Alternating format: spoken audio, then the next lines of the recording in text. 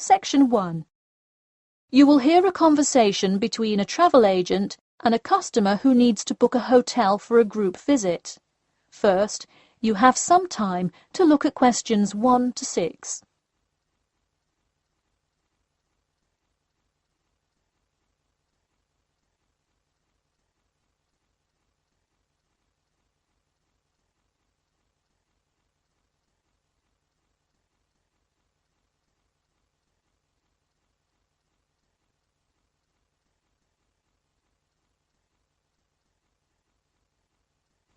You will see that there is an example which has been done for you.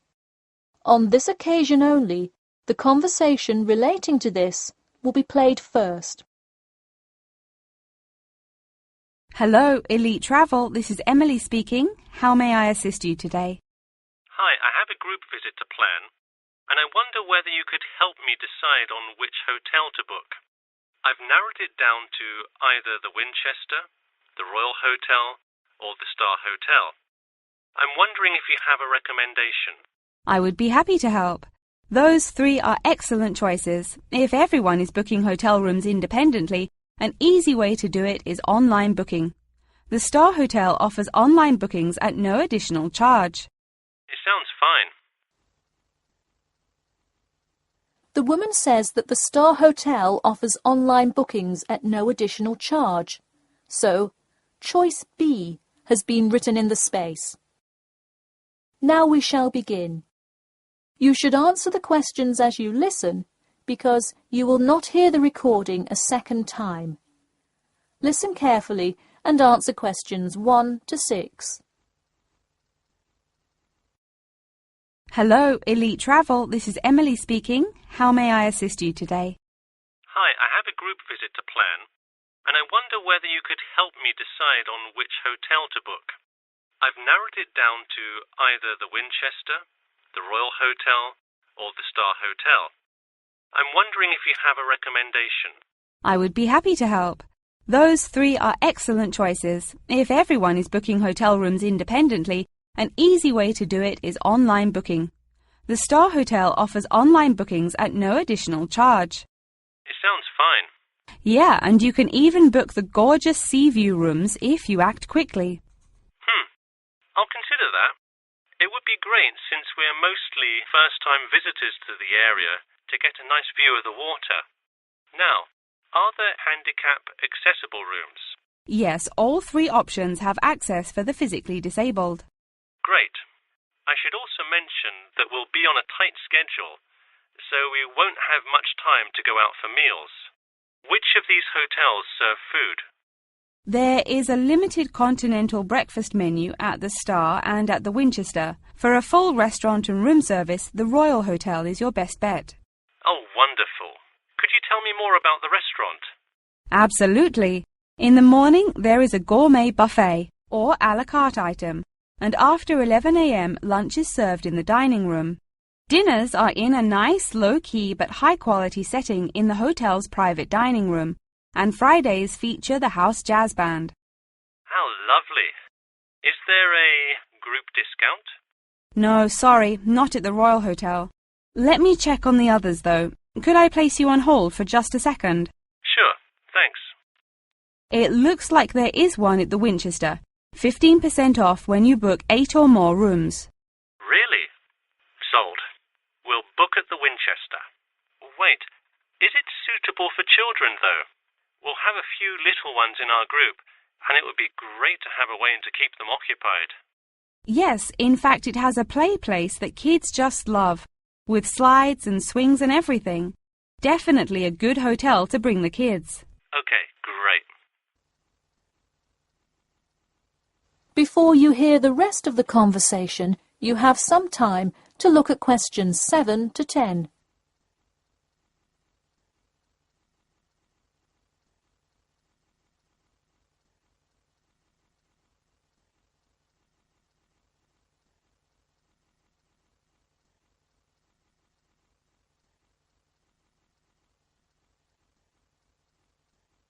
Now listen and answer questions 7 to 10. So now I know where we'll be staying. What next? should I go ahead and book transportation and assign rooms and everything? Well, for now, there are only a few things for you to take care of. We will hold a block of rooms for you as soon as you send a deposit. I recommend booking as soon as possible, so you probably want to send the invitations as soon as you know how many rooms to hold. Oh, right. Okay. I'll send the invitations and put down the deposit. Is there anything else I should take care of? Great! And don't worry about this now, but sometime before you arrive, do let us know if you'll be requiring our transport service to and from the airport. I'll make sure to let you know. Does that incur a service charge, or perhaps a tip, or some presents to show our gratitude for the personal car service? Oh, don't worry about it. It is a free service, so if you would like to tip, you are welcome to do so. But hotel drivers do not accept gifts. Thanks for your help. My pleasure. Enjoy your stay at the Winchester. That is the end of section 1. You now have half a minute to check your answers.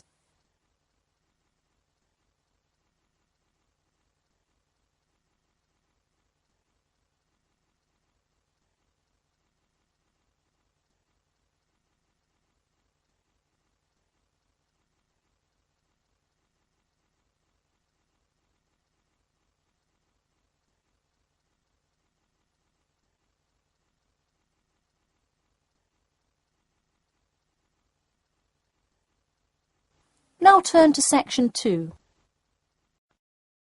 Section 2. You will hear a talk about the 11th Annual Durham County Car Exhibition.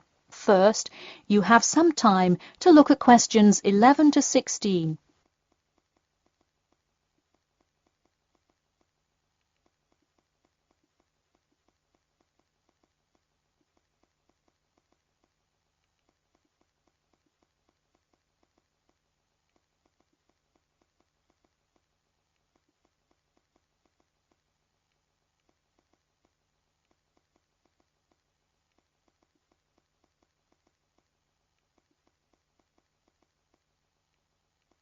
Now, listen carefully and answer questions 11 to 16. Ladies and gentlemen of Durham, start your engines.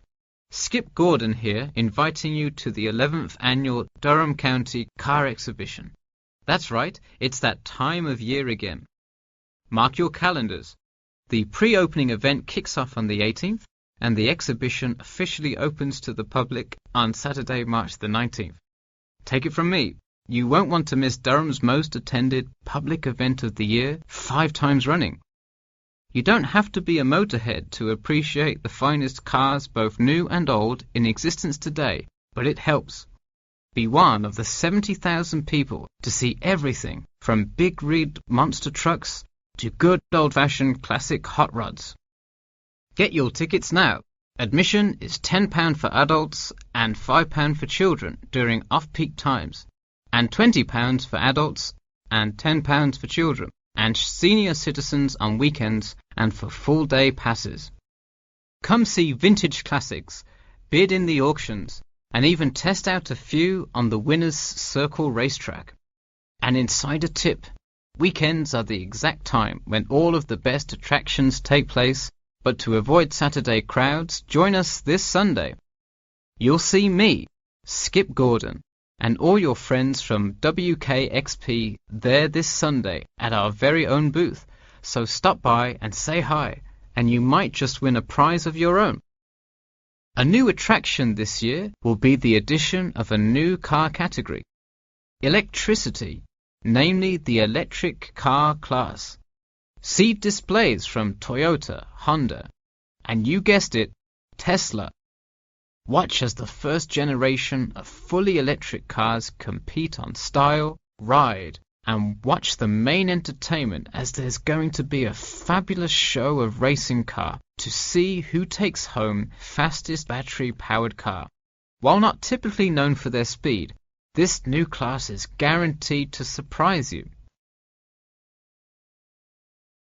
Before you hear the rest of the talk, you have some time to look at questions 17 to 20.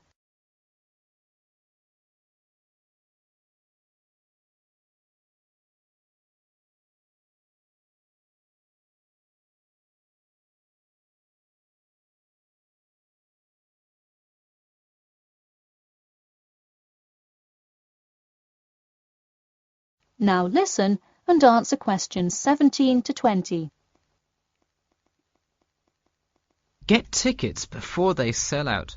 Last year's tickets sold out fast, so we upped the attendance this year. That's right, more seats. But don't wait. Act now and save. That's right, if you buy your tickets before this Friday, you'll get 2 for the price of 1. That's right, 2 for the price of 1. And don't worry, kids. Just like last year, there's something specially for you.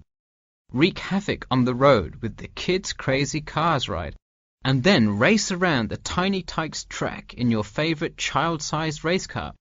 Meanwhile, Mom and Dad can take a spin in a ride a bit more than their size.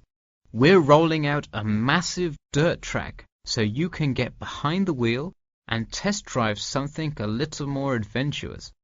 Put the pedal to the metal in a 4x4 SUV as you go over bumps and navigate through twists and turns. You'll want to buckle up. You heard it here. Act now to get in on the fun at the Durham County Car Show before it's too late. Come for prizes, good prices, and good old-fashioned family fun.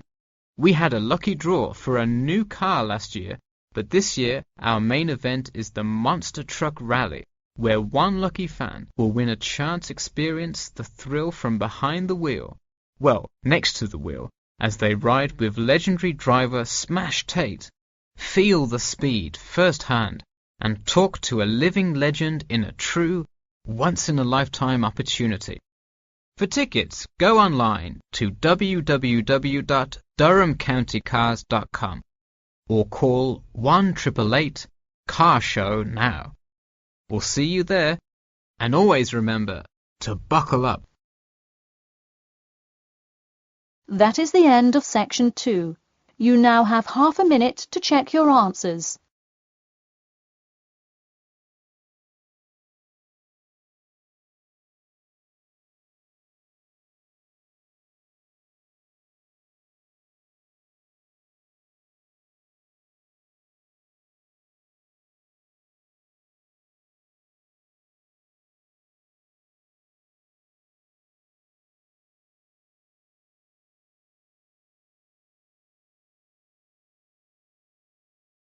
Now turn to section 3.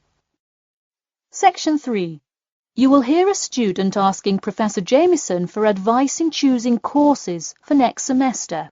First, you have some time to look at questions 21 to 23.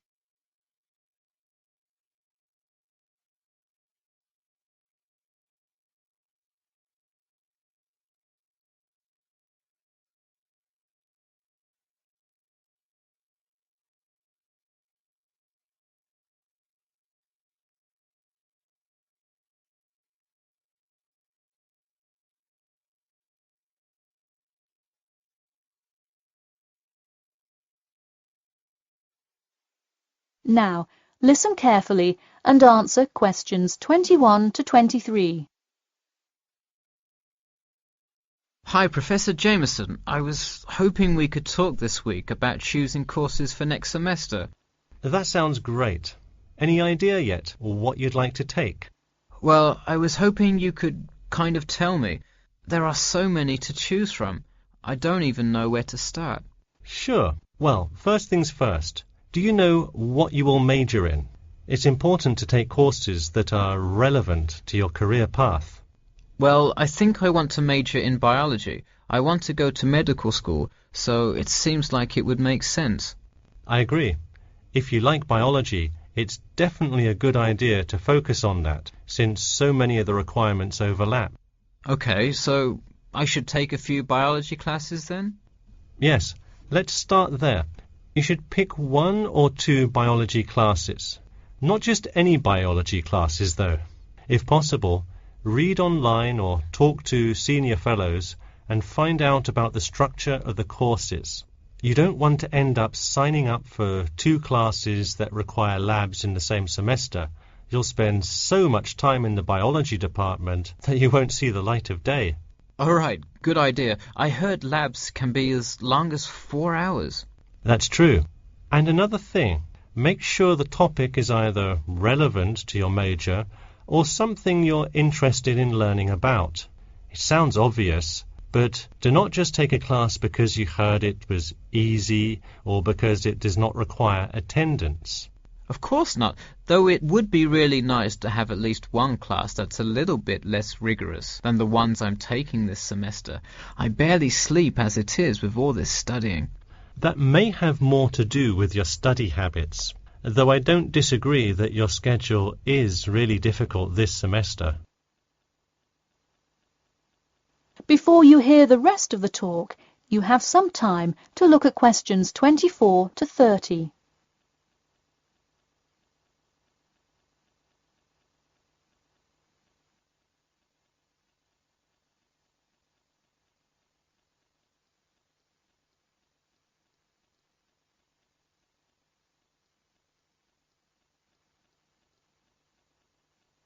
Now, listen carefully and answer questions 24 to 30. So, any idea which biology classes you may decide on for next semester? Well, I was thinking of taking human physiology. It sounds relevant and interesting. I think it is an interesting class, but I would recommend against it. You're already in human anatomy, which also covers physiology, so it would be repetitive and probably not the best use of your time. If I already know some of the stuff, I could take it to boost my GPA a little bit. You could maybe do that, except the professor that teaches it is famous for giving out the fewest A's of any professor. Oh, well, never mind. Now, changing subjects. Have you decided yet on your research topic? Well, I actually decided I don't want to do a research paper. I'm going to do a dissertation instead. I think I will much more enjoy coming up with a thesis and finding all the details to support it. I see. Didn't you already do some of the research, though? What happened to that? Well, I started doing research, then the more data I collected, the more complicated things got. I realized I would have to take a lot more steps to randomize the sample, and then I realized I would need to control for more factors. I see. What kind of data collection did you do? I interviewed employees at the water treatment facility after Professor Dickinson recommended it. I understand. Well, the research paper could be much more outside work, but it may be worth it if that is what you're interested in. No, I am a lot happier just doing the dissertation. That's fine with me.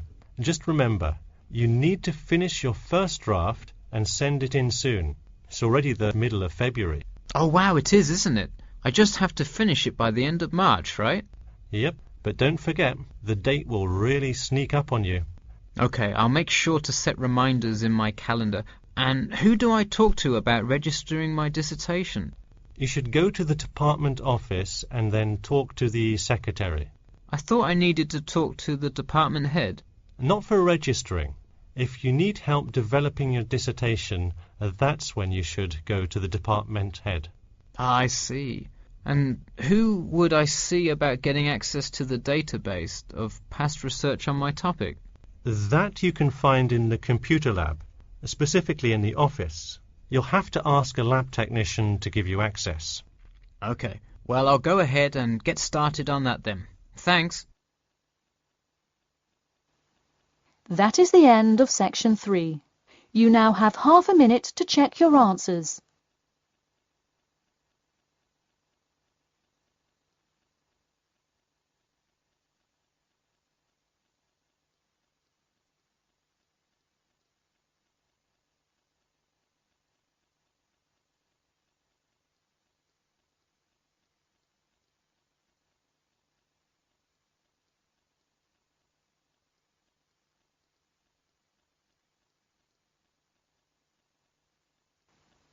Now turn to section 4.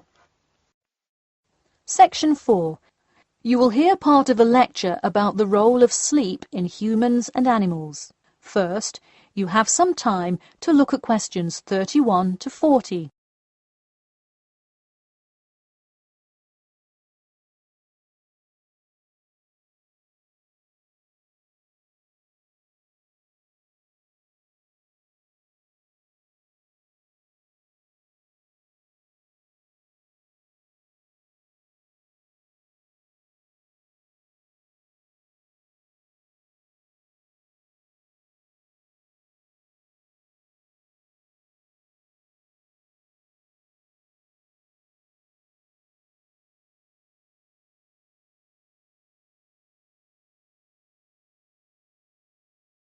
Now, listen carefully and answer questions 31 to 40. Good morning, everyone. In today's lecture, I'm going to talk about the role of sleep in humans and animals. Of all the biological processes in the animal kingdom, sleep is perhaps the most important. A human can survive for almost 2 weeks without eating, but did you know that 1 week without sleep can be fatal? It's even worse for animals, especially for those who must avoid predators. Without sleep, an animal is much less capable of avoiding an attack. This is the case for all animals, whether they are reptiles, mammals, or fish. Let us look now at how different animals sleep, reasons for their ways of rest, and the potential problems they might encounter. In marine life, sleep must be balanced with breathing. For example, the dolphin must float to the surface as it sleeps in order to breathe. Like other large sea mammals, they keep one eye open and one half of the brain awake at all times to maintain some amount of consciousness required to breathe and to watch out for possible threats. They sleep with only one brain hemisphere in slow-wave sleep. Birds also have unusual sleeping patterns, mostly due to being constantly on edge in the presence of numerous predators. They usually sleep quite lightly. For example, Swainson's thrush, also called olive-backed thrush, is a medium-sized thrush that takes hundreds of naps during the day, each of which lasts just a few seconds. While migrating, migratory birds tend to function well on micronaps. Horses, on the other hand, do most of their sleeping standing up. Scientists think that horses developed their habit of sleeping upright as a defense mechanism, a way of protecting themselves against predators, and a standing position keeps a horse in a constant state of readiness to race away if danger should approach. Also, horses do occasionally take short naps lying down. Horses are heavy animals with big muscles, but their bones are surprisingly delicate, so lying in one position for a long time could well injure a horse. Just like humans, animals can also have sleeping problems. Dr. John Hendricks and Adrian Morrison from the School of Veterinary Medicine, University of Pennsylvania in Philadelphia, determined that certain diseases were primarily associated with the sleep states in animals. In their research, they emphasized that because so much in this area still remains unclear, animal models were very important for studies of sleep disorders. The physiology of sleep in animals is similar to that of humans.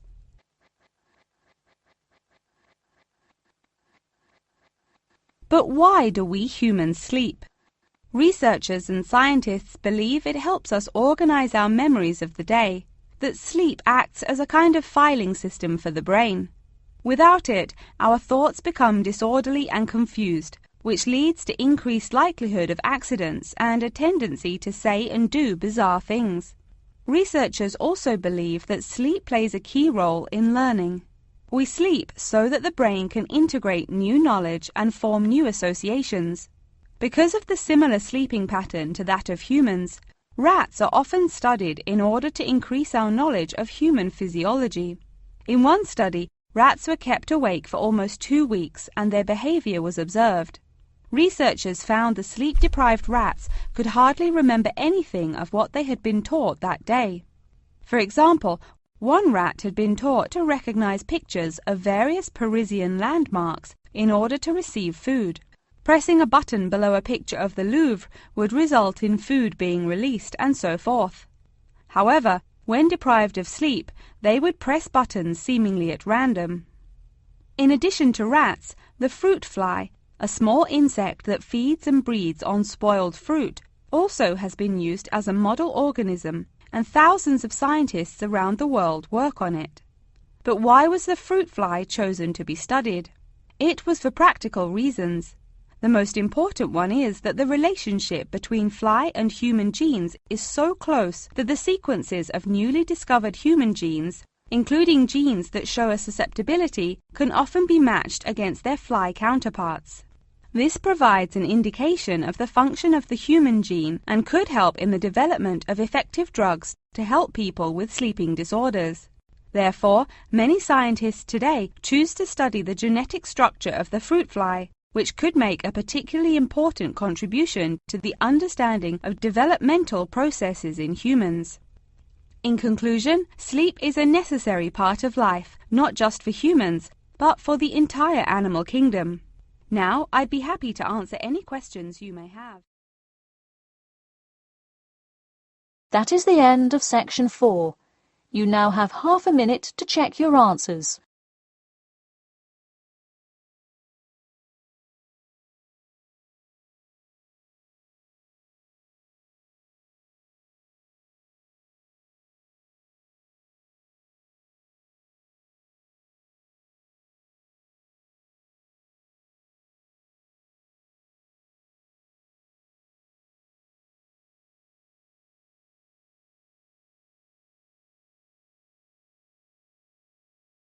That is the end of the listening test.